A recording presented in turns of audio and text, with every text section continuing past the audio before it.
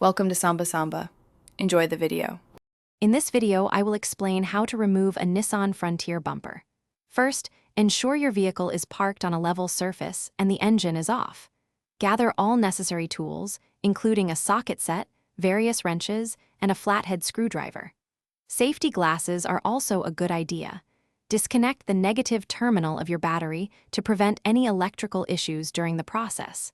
This preparation is crucial for a smooth and safe removal. To begin removing the front bumper, locate and remove the bolts that secure it to the vehicle's frame. These are typically found underneath and behind the bumper. Next, carefully detach any plastic clips or fasteners that might be holding the bumper cover in place. Take your time to avoid breaking these. It's highly recommended to have a friend or helper assist you in supporting the bumper as you perform the final detachments. For the rear bumper, the process is quite similar. Start by locating and loosening the main mounting bolts, which are usually accessible from underneath the truck bed or behind the bumper itself.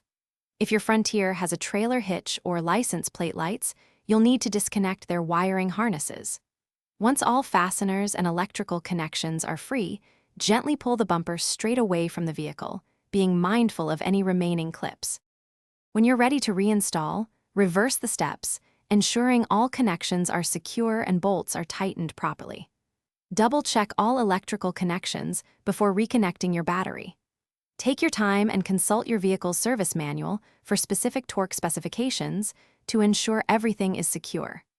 And hey, if you're looking for a great way to stay hydrated while working on your truck, check out the Owala water bottle link in the description, along with other helpful deals we've found for you. Thanks for watching. Consider subscribing if we helped you.